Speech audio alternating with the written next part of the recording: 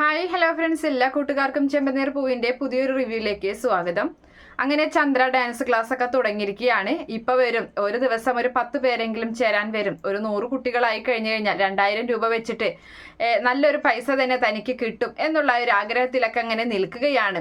അങ്ങനെ ആ സമയത്ത് അവളിങ്ങനെ ഇരിക്കുകയാണ്. കുറേ നേരം ഇരുന്നിട്ട് ആരെയും കാണാനില്ല. അങ്ങനെ ചന്ദ്ര അവിടെ ഇരുന്ന്, ഭാമയുടെ വീട്ടിലാണ് ഡാൻസ് ക്ലാസ്. അപ്പൊ ഭാമയുടെ വീട്ടിലിരുന്ന് അങ്ങനെ ഉറങ്ങിപ്പോകുന്നുണ്ട്. പെട്ടെന്ന് ഒരു ബെല്ലടിക്കണ സമയത്ത് അതെന്തായാലും സ്റ്റുഡൻസ് തന്നെയാവും എന്ന് പറഞ്ഞ് വേഗം തന്നെ അവിടേക്ക് ചെല്ലുകയാണ്. ആ സമയത്ത് അത് അവർക്കുള്ള ഏറ്റവും വലിയൊരു പണിയായിരുന്നു. ഇവിടെ എത്ര AC ഉണ്ട്, ഇവിടെ ഒരുപാട് കറണ്ട് ചാർജ് ഒക്കെ ഉപയോഗിക്കുന്നുണ്ടല്ലോ, അപ്പൊ അതുകൊണ്ട് തന്നെ നല്ലൊരു ബില്ല് കെട്ടേണ്ടി വരും എന്നൊക്കെ പറഞ്ഞിട്ട് അങ്ങനെ ഒരാളാണ് വന്ന് പറഞ്ഞത്. അപ്പൊ അതൊക്കെ കേൾക്കുമ്പോൾ ഭാമയ്ക്ക് പേടിയാകുന്നുണ്ട്. അപ്പൊ ഭാമ അങ്ങനെ നിൽക്കാണ്. ഇത് വല്ലാത്തൊരു കെണിയായി പോയല്ലോ എന്നിങ്ങനെ ഭാമ പറയുന്നുണ്ട് ചന്ദ്രയോടായിട്ട്. അങ്ങനെ ആ സമയത്ത് അടുത്തതായിട്ട് ഒരാൾ വന്ന് വെല്ലടിക്കുകയാണ്. അപ്പൊ അയാളുടെ കൂടെ ഒരു കുട്ടിയുമുണ്ട്.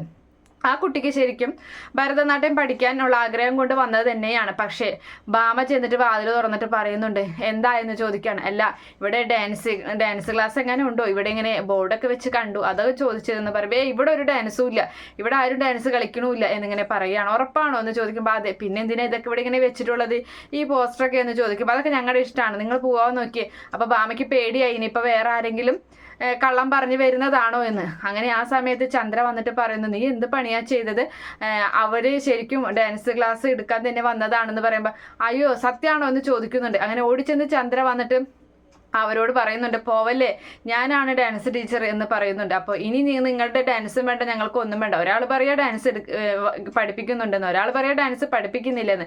എന്തായാലും എൻ്റെ മോളെ ഇവിടെ ചേർത്തൊന്നുമില്ല, ഞങ്ങൾ വേറെ എവിടെയെങ്കിലും നല്ലത് നോക്കിക്കോളാം എന്നും പറഞ്ഞ് അയാൾ അവിടെ നിന്ന് മോളെയും കൊണ്ട് പോവുകയാണ്. അപ്പോൾ ഒരു കസ്റ്റമർ നഷ്ടപ്പെട്ട, ഒരു സ്റ്റുഡൻറ്റ് നഷ്ടപ്പെട്ട വിഷമം ചന്ദ്ര നമ്മുടെ ഭാമയോട് പറയുകയാണ്. അങ്ങനെ ഒരുപാട് നേരം കാത്തിരുന്നിട്ടും ആരെയും കാണുന്നില്ല. ആ സമയത്താണ് വീണ്ടും ബെല്ലടിക്കണ ഒച്ച കേൾക്കുന്നത്. അപ്പോൾ ഭാമയാണെങ്കിൽ അപ്പോഴേക്കും ചന്ദ്രയ്ക്ക് ചായയൊക്കെ തിളപ്പിച്ച് കൊണ്ട് കൊടുക്കുന്നുണ്ട്. അവള് ചായയൊക്കെ കുടിച്ച് അങ്ങനെ ഇരിക്കുകയാണ്. അപ്പോൾ വാതിൽ തുറന്ന് നോക്കുമ്പോൾ കാണുന്നത് നമ്മുടെ രേവതിയെയും സച്ചിയെയുമാണ്. അപ്പോൾ അവരിങ്ങനെ വന്നിരിക്കുകയാണ്, ദക്ഷിണൊക്കെ കൊടുക്കാനൊക്കെ വേണ്ടി വന്നിരിക്കുകയാണ്. അപ്പോൾ എന്താ നിങ്ങൾ ഇവിടെ എന്ന് ചോദിക്കുന്നുണ്ട്. അപ്പോൾ ആ സമയത്ത് ഞങ്ങൾക്ക് ഡാൻസ് പഠിക്കാൻ വേണ്ടിയിട്ട് വന്നതാണ് എന്ന് പറയുന്നുണ്ട്. അപ്പോൾ ഡാൻസ് പഠിക്കാനോ, അപ്പോൾ അതെ എന്ന് പറയാണ്.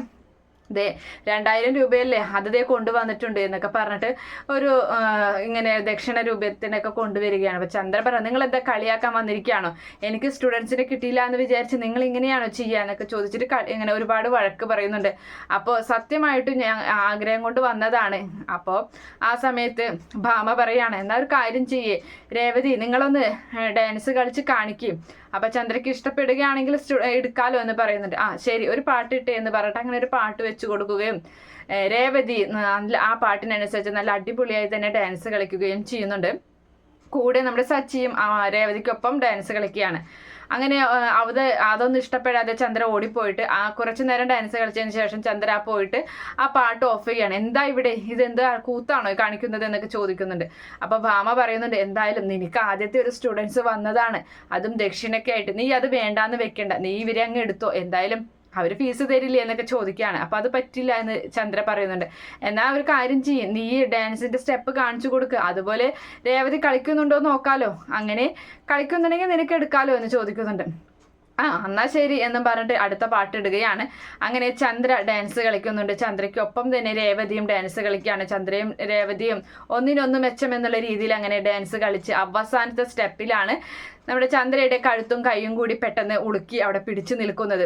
അങ്ങനെ കഴുത്ത് തിരിക്കാനും ഒരു കൈ താഴേക്കിടാനും പറ്റാത്തൊരവസ്ഥയിൽ ആവുകയാണ്. അപ്പോഴേക്കും സച്ചി ചോദിക്കുന്നുണ്ട്, ഇത് എന്താ പറ്റിയത്, പാട്ടൊക്കെ നിന്നാലോ, ഇനി കൈയൊക്കെ എടുത്തു മാറ്റി എന്ന് പറയുമ്പോൾ എനിക്ക് കഴുത്തനക്കാൻ പറ്റുന്നില്ല എന്ന് പറയുന്നുണ്ട്. അയ്യോ ഇനിയിപ്പോൾ എന്താ ചെയ്യുക എന്ന് ചോദിക്കുന്നുണ്ട്. അപ്പോൾ ഭാമ പറയാണ്, വിഷമിക്കേണ്ട, ഈ ഉളുക്ക് മാറാനായിട്ട് എൻ്റെ പരിചയത്തിൽ ഒരാളുണ്ട്, ആളെ ഞാൻ വീട്ടിലേക്ക് പറഞ്ഞയക്കാം, എന്തായാലും നിങ്ങൾ വീട്ടിലോട്ട് പൊക്കോ എന്ന് പറയാണ്.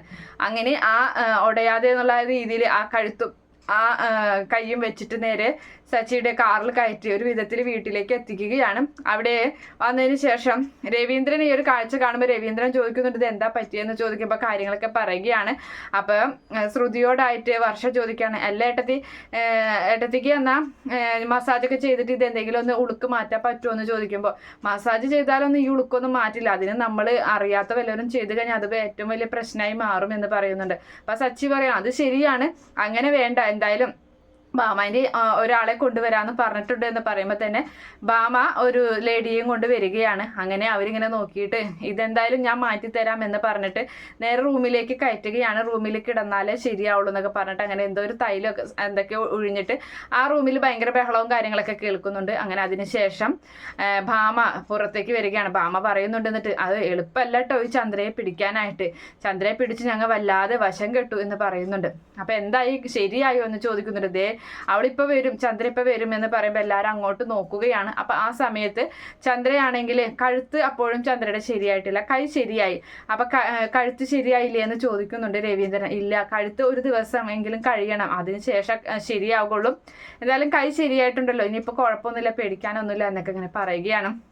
അങ്ങനെ ആ സമയത്ത് സച്ചി തന്നെയാണ് പൈസ എടുത്തിട്ട് ആ ലേഡിക്ക് കൊടുക്കുന്നത്. എൻ്റെ അമ്മയുടെ കൈയെങ്കിൽ കൈ ശരിയാക്കി തന്നല്ലോ എന്ന് പറഞ്ഞു. അപ്പം ശരി എന്നാൽ എന്നും പറഞ്ഞിട്ട് ആ ലേഡി അവിടെ നിന്നും പോകുന്നുണ്ട്. അതേ സമയത്ത് ചന്ദ്ര ഇങ്ങനെ ഇരിക്കുമ്പോൾ ചന്ദ്ര നേരെ രേവതിയോടി ഇവിടെ വന്നേടി, ഇങ്ങോട്ട് എൻ്റെ കണ്ണിൻ്റെ നേരെ വന്നേടി എന്ന് പറഞ്ഞു. അങ്ങനെ തല തിരിഞ്ഞിരിക്കുന്ന നമ്മുടെ ചന്ദ്രയുടെ അരികിലേക്ക് ചെന്ന് നിൽക്കുകയാണ്. എന്താ ആൻറ്റി, എന്താ അമ്മയെന്ന് ചോദിക്കുകയാണ്. എടി നീ കാരണമാടി എനിക്ക് ഇങ്ങനെ ഒരു അവസ്ഥ വന്നത്, നിനക്ക് സമാധാനമായല്ലോ, നിനക്ക് സ്റ്റുഡൻസ് ഡാൻസ് കളിക്കാൻ വേണ്ടി നീ വന്ന് എന്നെ ഈ ഒരു അവസ്ഥയിലാക്കിയപ്പോൾ നിനക്ക് സമാധാനമായല്ലോ. എന്നിട്ട് അപ്പോൾ അതിൻ്റെ പഴിയും ദേഷ്യവും ഒക്കെ നമ്മുടെ രേവതിയോട് തീർക്കുകയാണ് ചന്ദ്ര. എന്തായാലും അങ്ങനെ ഒരു ഭാഗമാണ് വരാൻ പോകുന്നത്. കാത്തിരുന്ന് കാണാം. ഈ റിവ്യൂ ഇഷ്ടപ്പെടുകയാണെങ്കിൽ ഈ ചാനൽ ഒന്ന് സബ്സ്ക്രൈബ് ചെയ്ത് സപ്പോർട്ട് ചെയ്യുക. Okay friends, by, thank